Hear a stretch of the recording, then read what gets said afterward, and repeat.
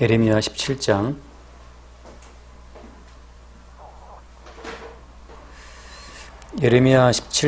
21절부터 보겠습니다. 예레미야 17장 21절부터 봅시다. 21절부터 27절까지 21절로 27절 예레미야 17장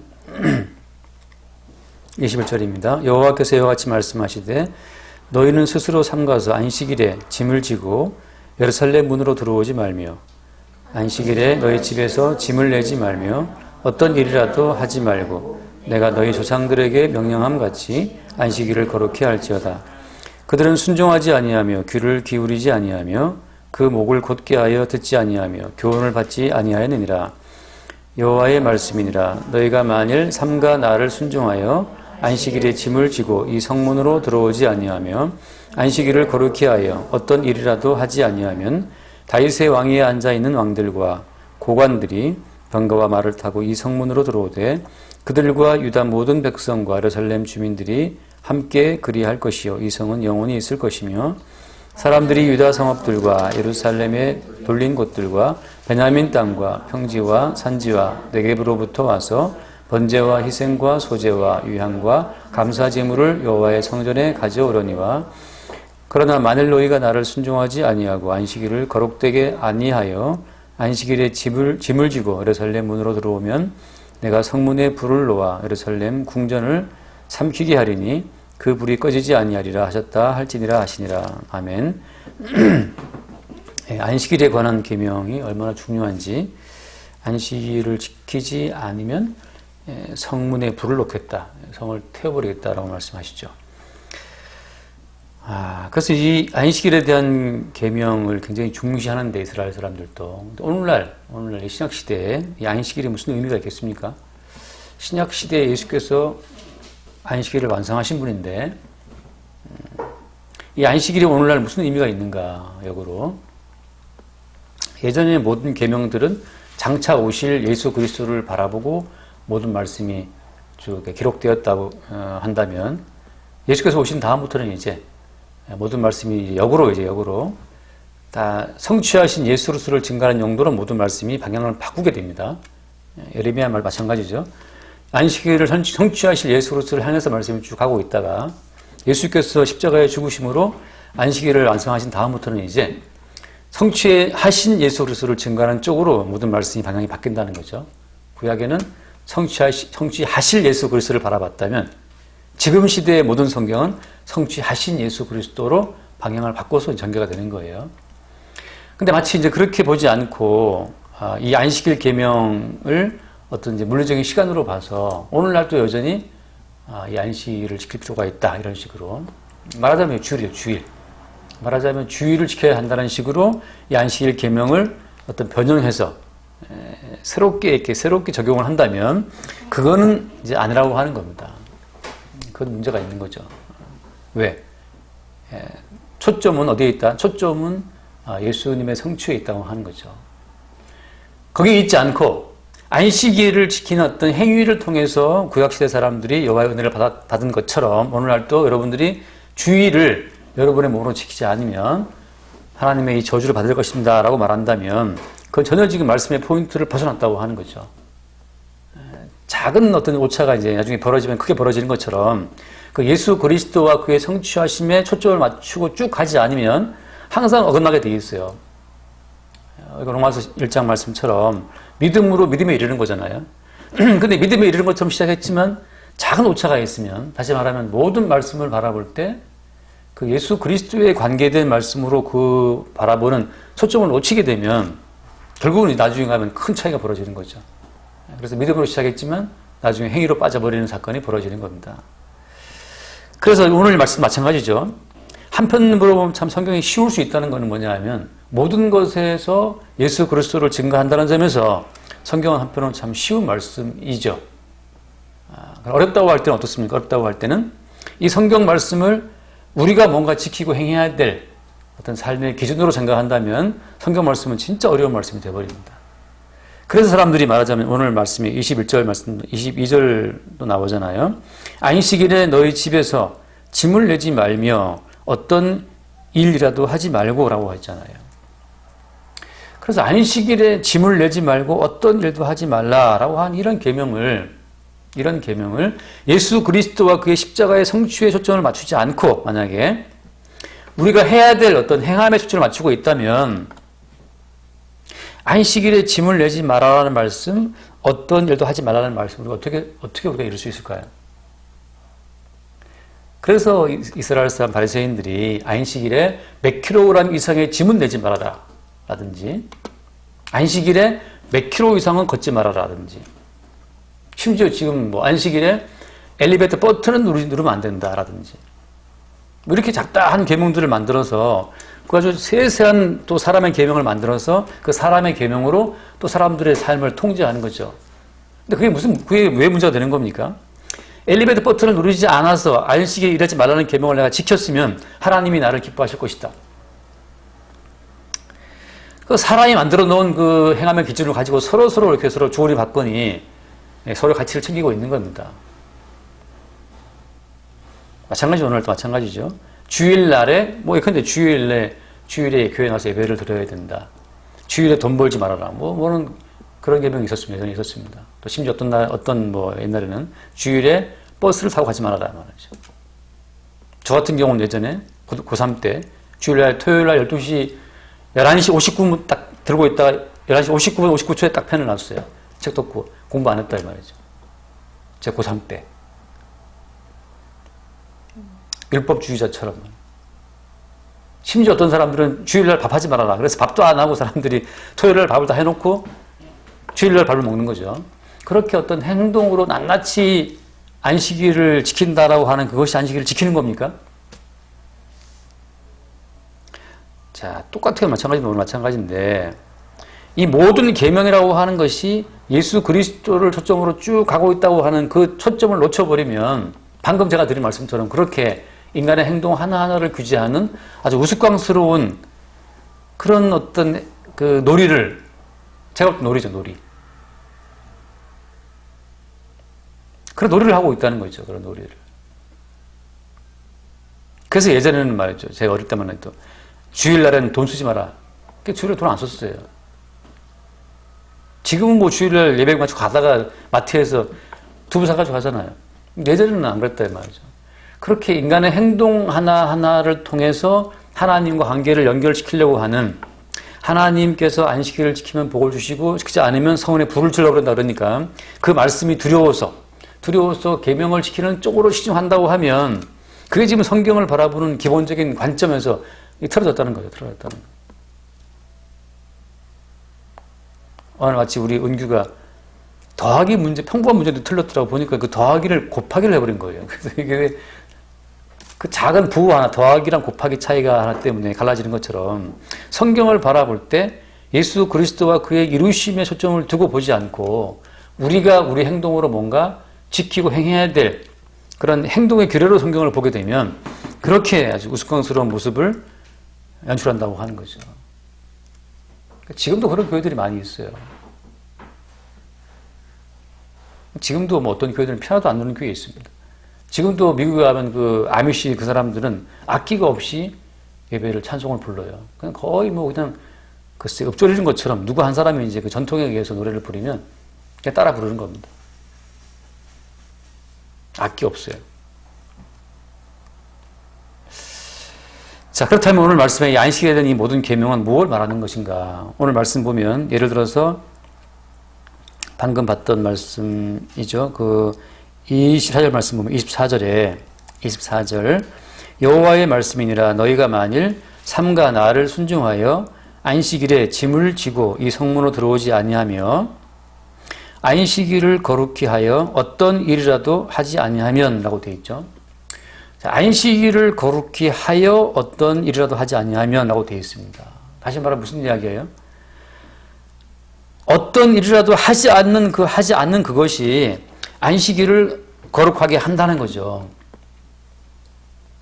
짐을 지거나 무슨 일을 한다고 하는 것은 안식일의 거룩성을 훼손한다는 거예요. 왜 그럴까요? 왜 일을 하는 것이 안식일의 거룩성을 훼손케 하는 겁니까? 안식이라고 하는 것은 언제 안식이 가능한 거죠? 안식이라고 하는 것은 언제 안식이에요? 예를 들어서 뭐 우리 정선 씨나 뭐 최 집사님이나 일을 마치고 퇴근을 할 때, 그때 퇴근할 때 딱 회사를 나와서 맡게 되는 그 신선한 공기라 그럴까요? 아무튼 참 마음이 자유롭잖아요, 이제. 금요일 날 밤 같은 경우에 끝나고 나올 때 자유롭잖아요, 마음이. 학원 하는 사람은 그렇지 않겠지만 아무튼 모든 사람은 다 일을 끝마치고 나올 때는 경쾌한 마음이 있다 이 말이죠. 안식이라고 하는 것은 일을 끝마친 자에게만 허락되는 어떤 마음이잖아요. 상태죠. 하나님께서 창조할 때 창조를 마치시고 7일째 안식했다 이 말이죠. 볼시기에 심히 좋았다는 말씀하시면서 그 모든 일을 끝마쳤을 때 모든 일을 끝마치되 어때요? 어떤 식으로 마친 겁니까? 어떤 미진한 것이 있으면 안 돼요. 하나님이 보시기에 심히 좋았더라 말씀하신 것처럼 내가 오늘 했던 일들이 다 깔끔하게 끝났을 때, 깔끔하게 내 모든 일이 끝나고 완성되었을 때 그 느끼는 느낌이 안식이란 말이죠. 안식. 하나님께서는 그래서 창조를 끝마치고 어땠어요? 제 7일째 안식하셨다 이 말이죠. 안식하셨다. 자, 거기서 안식이라는 말은 무슨 말입니까? 안식이라는 했다는 그 말은 더 이상 보충하거나 교정하거나 추정할 필요가 없이 완벽한 걸 말하는 거죠. 하나님 보시기에 쏙 마음에 드는 거죠. 더 이상 손댈 것이 있더라 없더라? 손댈 것이 없는 겁니다. 그게 안식이에요. 그게 편히 쉬는 거죠. 자, 무슨 말인가? 하나님께서 이루신 모든 일이 이제 완료되었다. 완료되긴 되었을 때 어떻다? 더 이상 보충하거나 교정할 필요 없이 완벽한 거예요. 거기에서 이 일을 하지 말라고 말씀하시는 것은 다시 너희들이 뭔가 이 일을 해야 한다고 하는 것. 하나님, 제가 보기엔 이게 좀 부족합니다. 이걸 제가 해야 되겠어요. 하나님이 이루어 놓으신 그 모든 일에 뭔가 부족하다라고 생각해서 자기의 노동으로, 자기의 행위로 그 부족한 점을 채우려고 하는 그 자체가 어때요?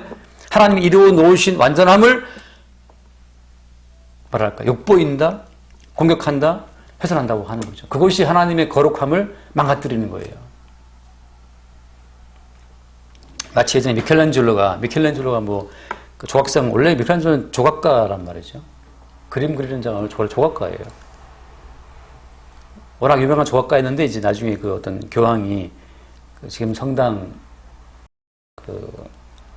그게 무슨 성당이죠? 베드로 성당이죠. 거기 벽화를 해달라고 부탁하는 바람에 이제 이 사람 처음으로 이제 그림을 그린 거예요. 원래는 조각가인데 대단한 사람이죠, 그죠? 조각가가 뒤늦게 이제 그림을 해서 또 완성했어요. 대단히 뭐 천재인데 그 미켈란젤로가 완성해 놓은 어떤 조각 작품을 보고 어떤 제후인가 황제가 와서 보고 나서 쟤 좀 코가 좀 높은 것 같다고 좀 이렇게 토를 달았다 해요. 토를 달았어요. 그래서 미켈란젤로가 기분이 엄청 나쁘죠.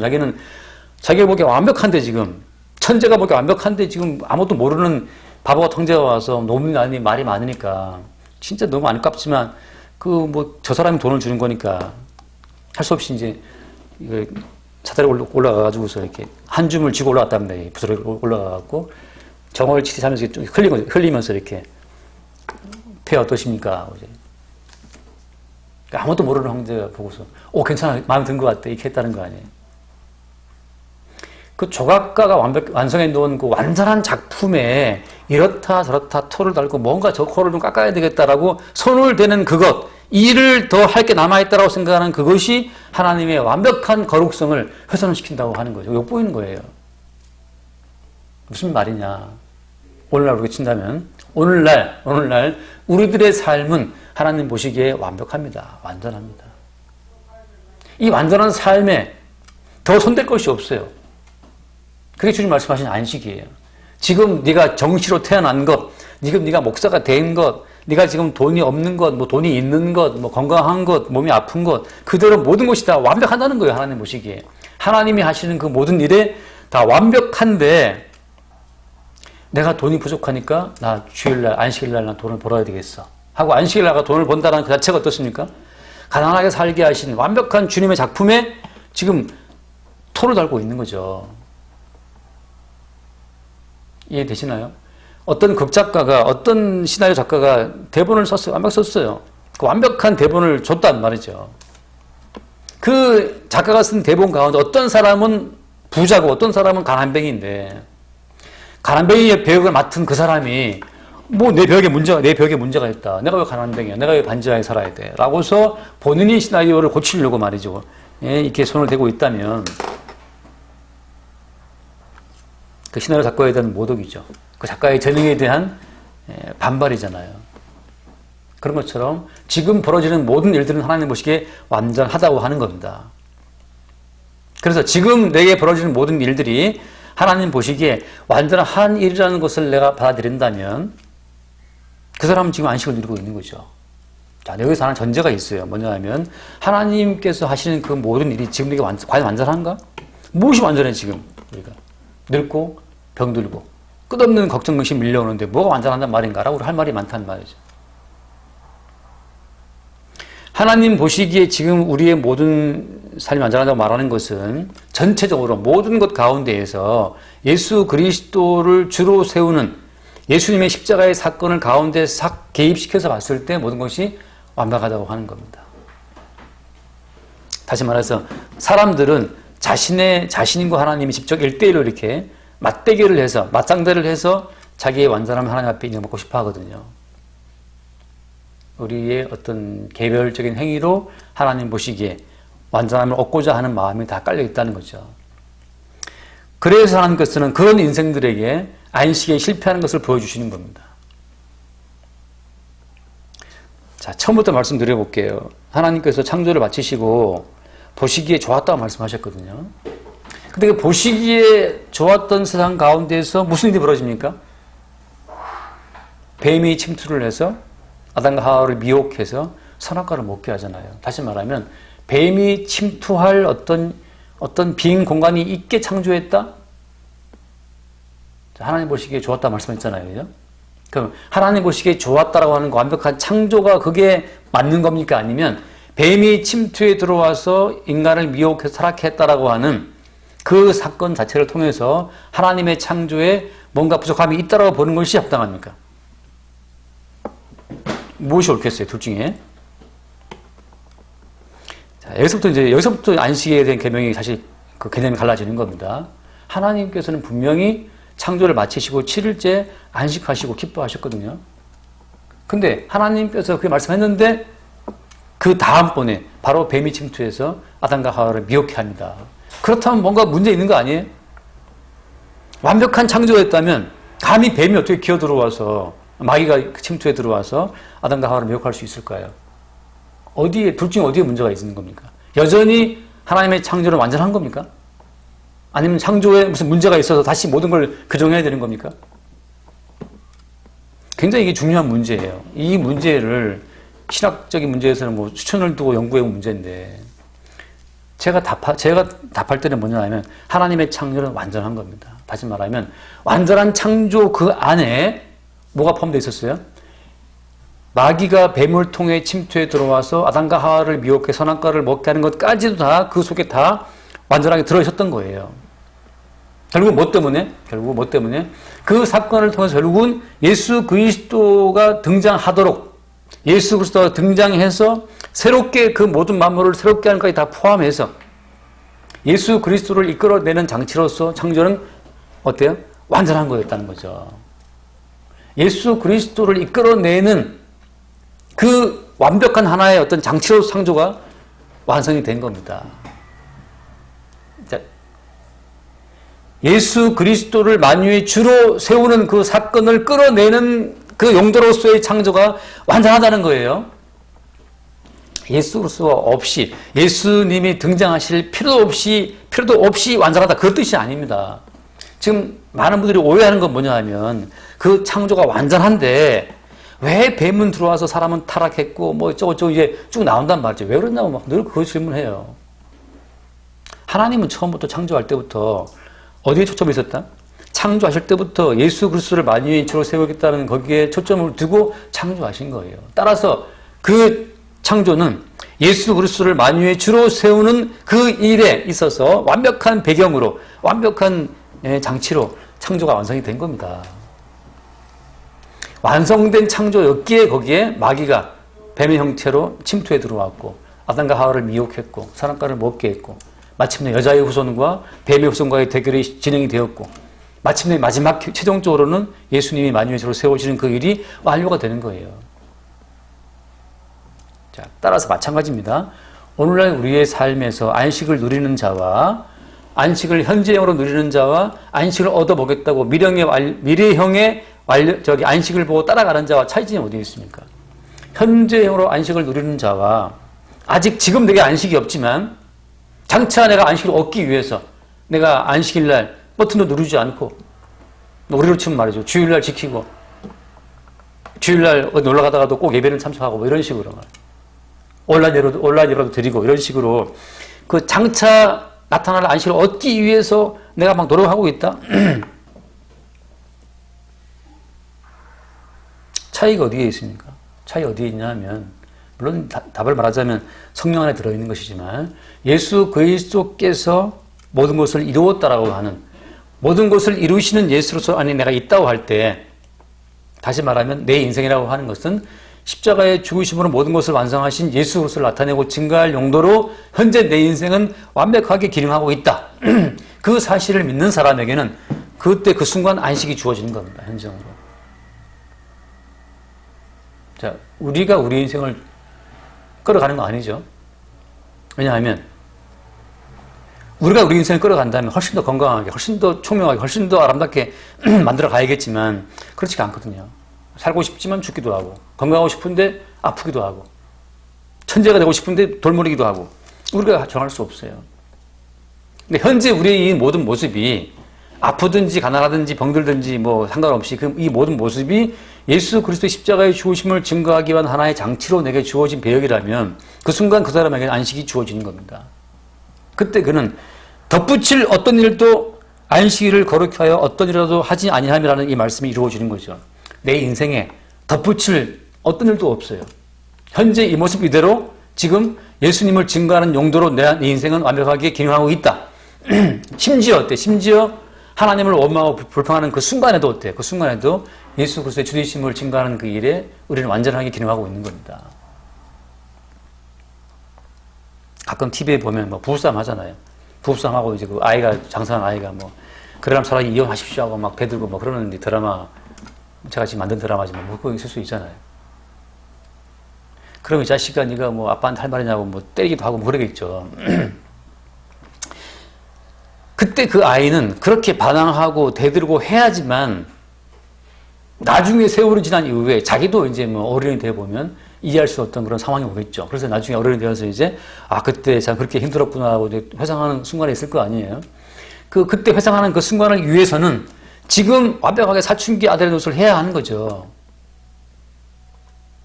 부부싸움 한다. 왜 돈을 안 주느냐, 뭐. 살림이 꼬라지가 이게 뭐냐라고 싸운다고 치면 언젠가 마지막에 어떤 그 드라마의 결론을 위해서라는 지금 최선을 다해 싸워야 되는 거예요. 그런 것처럼 우리 모든 인생은 왜 예수 그리스도께서 홀로 십자가에 죽으심으로써 모든 계명을 완수하셔야 하는가를 보여주는 용도로 우리 인생은 지금 또 기능하고 있는 겁니다. 그런 점에서 우리가 불평할 때 해야 하는 거죠. 미워할 때 미워해야 되는 거죠. 미워하라는 말이 아니고 우리가 미워하고 불평하고 싸우는 그 모든 과정 전체가 예수 그리스도께서 홀로 이루신 그분의 십자가의 그 업적을 나타내고 증거한 용도로 지금 쓰이고 있다는 사실을 우리가 안다면 그 순간 우리에는 우리의 어떤 형편과 상관없이 그때 우리에게 안식이 주어지는 겁니다. 자, 그래서 이 모든 안식에 대한 계명들을 자기의 행함으로 지키려고 시도하는 분들, 그런 분들은 마침내 이 계명을 지킬 수가 없고 끝없이 미래적인 그 안식을 바라보고 갈 수밖에 없습니다. 잠깐 말씀 하나 볼게요. 레위기 말씀 보고 레위기 26장 레위기 26장 레위기 26장 2절 말씀 봅시다.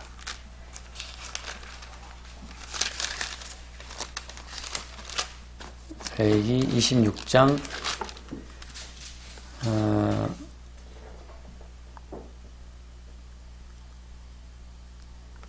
2절을 보면 너희는 같이 볼까요? 너희는 내 안식일을 지키며 내 성소를 경유하라. 나는 여호와니라. 예. 성소를 경유하라. 성소를 경유하라고 말씀하시는 이유는 성소에 뭐가 있기 때문이에요. 자, 성소에서 뭐가 벌어지느냐. 민수기 봅시다. 민수기 28장. 그 뒤에 민수기 28장을 보겠습니다.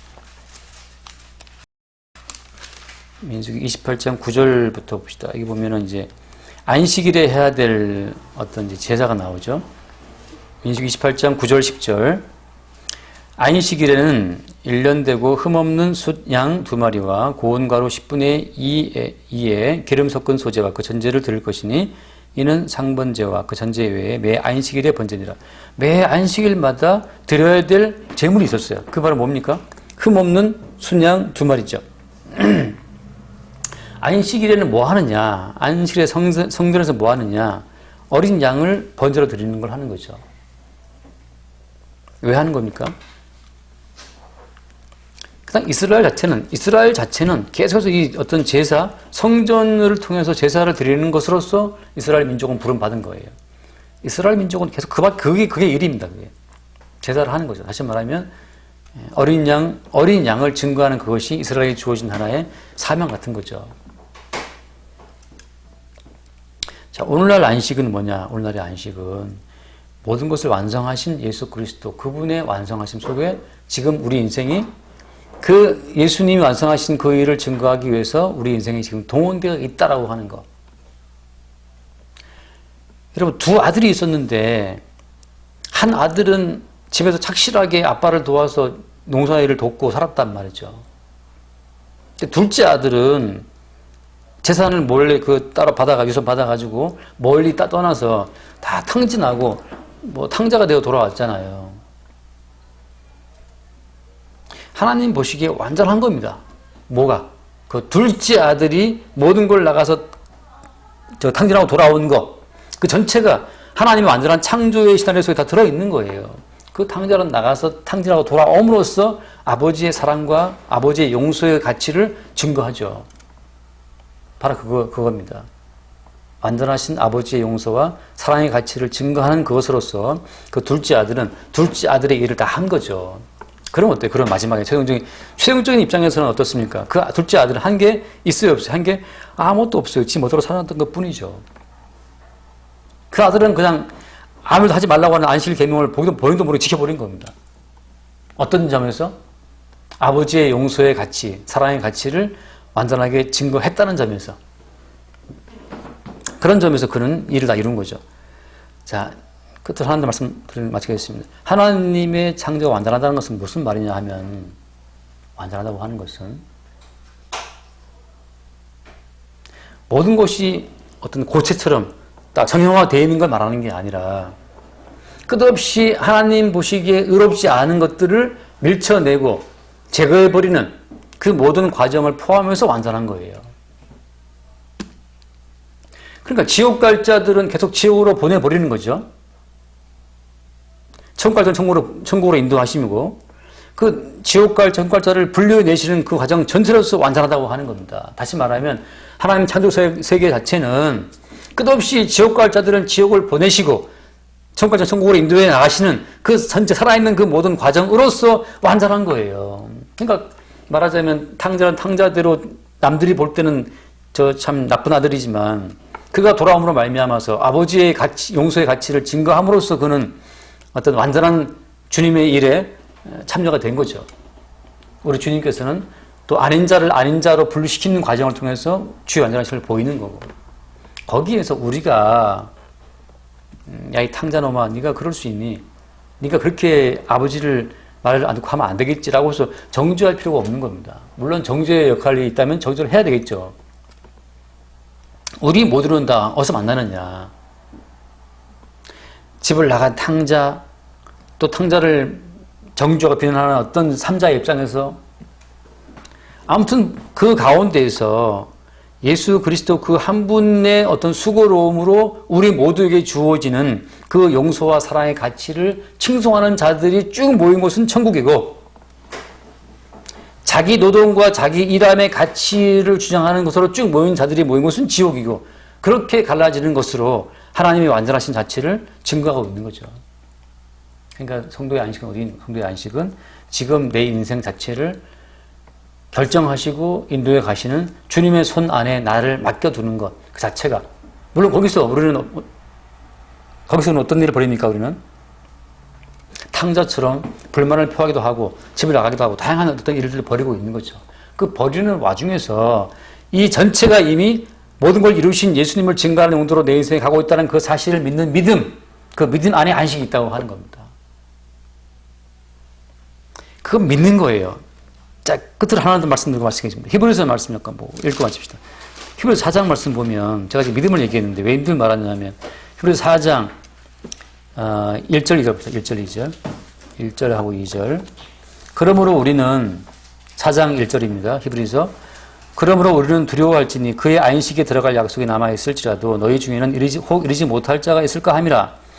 그들과 같이 우리도 복음 전함을 받은 자이나 들은 바 그 말씀이 그들에게 유익하지 못한 것은 듣는 자가 믿음과 결부시키지 아니함이라. 복음을 전한다라고 할 때 이 복음의 말씀이 어떤 자들한테는 유익이 안 돼요.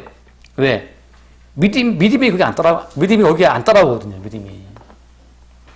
다시 말하면 예수님께서 이루어 놓으신 그 십자가의 완전함을 증거하기 위해서 지금 우리 인생은 완벽하게 지금 기능하고 있다는 그 사실을 네가 네 인생을 따라 통제할 필요 없이 하나님이 예수님의 주되심을 증거하기 위해서 네 인생을 통제하고 있다라고 하는 그 복음 자체를 믿지 못하는 사람들은 계속 본인 인생을 챙겨야 되는 고달픈 짐을 짊어지기 때문에 어때요? 그들에게는 마침내 안식이들한테 안식이 주어지지 않는 겁니다.